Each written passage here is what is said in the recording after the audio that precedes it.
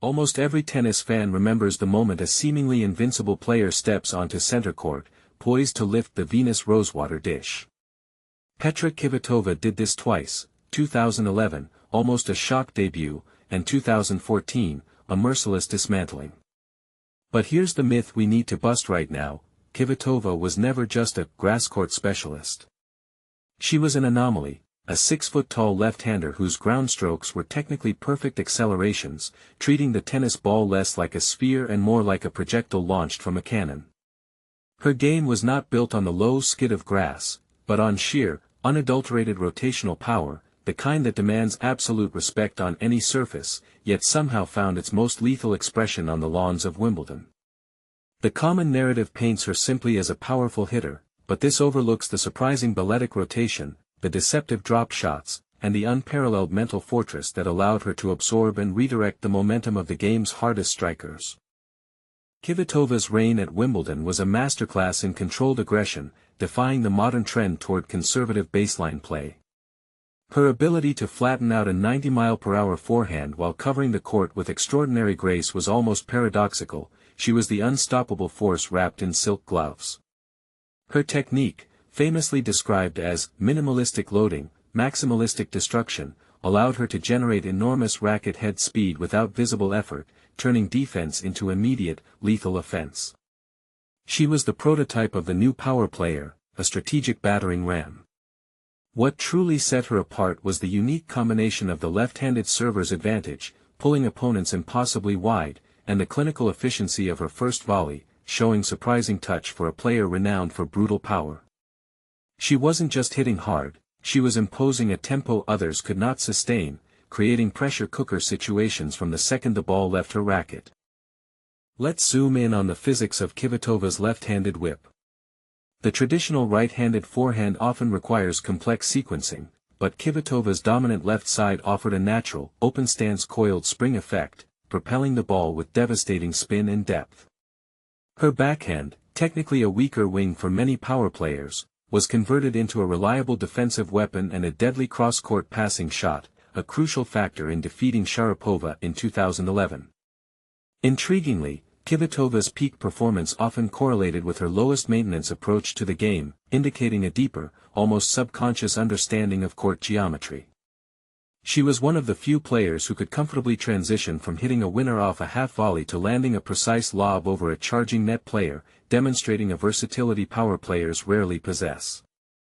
Before the tragedy, her vulnerability was her inconsistency, often resulting from attempting too much power without adequate calibration, but when calibrated, she was untouchable.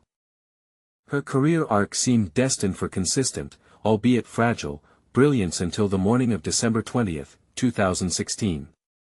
What transpired was not a sports injury or a tough loss, but an act of brutal, life-altering violence. An intruder, seeking easy money, attacked her in her apartment in Prostojov. This wasn't just a physical assault, it was an occupational fatality waiting to happen. Kvitova sustained severe cuts to the tendons and nerves in her dominant left hand, the very instrument of her genius, requiring nearly 4 hours of highly specialized microscopic surgery.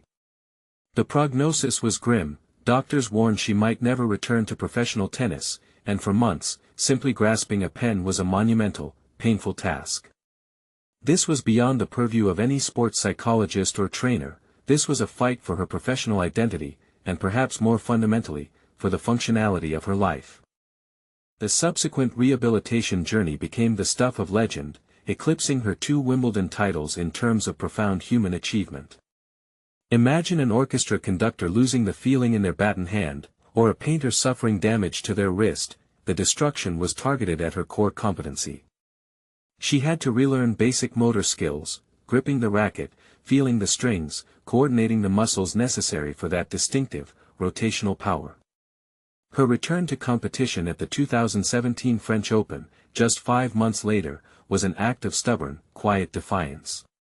She wasn't just back, she was playing at an elite level, reaching the US Open quarterfinals and winning multiple titles in the following years, demonstrating an incredible resilience that few competitors could ever understand, let alone replicate.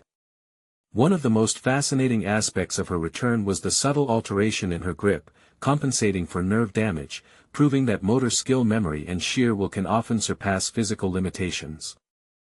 The true climax of her comeback wasn't a win, but the profound emotional weight of the near victory at the 2019 Australian Open, where she reached the final, competing for the world #1 ranking. She had not only returned, she had ascended to a peak many thought impossible after the devastating trauma.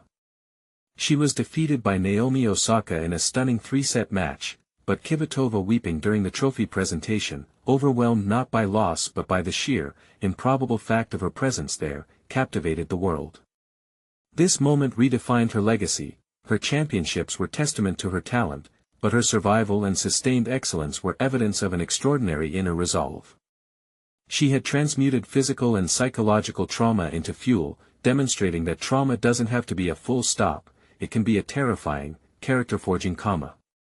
This period also revealed a rare and intriguing fact. Kvitova worked extensively on mirror therapy during rehab, tricking her brain into believing her injured left hand was healthy using visual input.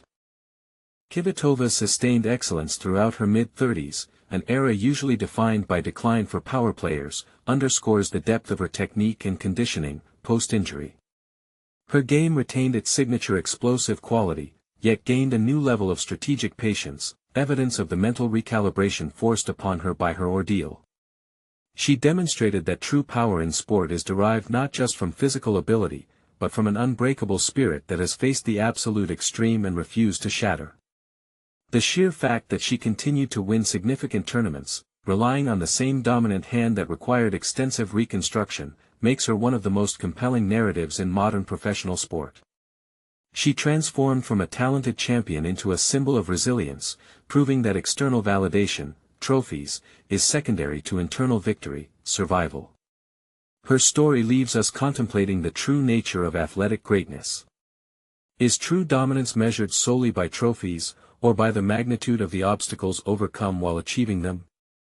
Considering the sustained, high-level career she maintained after facing a career-ending attack that damaged the foundation of her athleticism, we must re-evaluate what we celebrate in professional sports. We Leonize performance, record books, and physical perfection.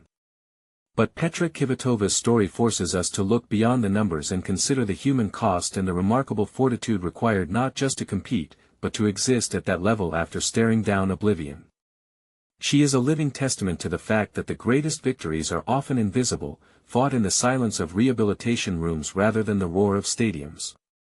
If a champion's legacy is defined by the depth of their character forged under immense pressure, then perhaps Kvitova's highest achievement is not the glittering trophy, but the scarred, masterful hand that still holds the racket. What truly separates a champion from a relic, raw talent, or an ability to rebuild the self after ultimate destruction?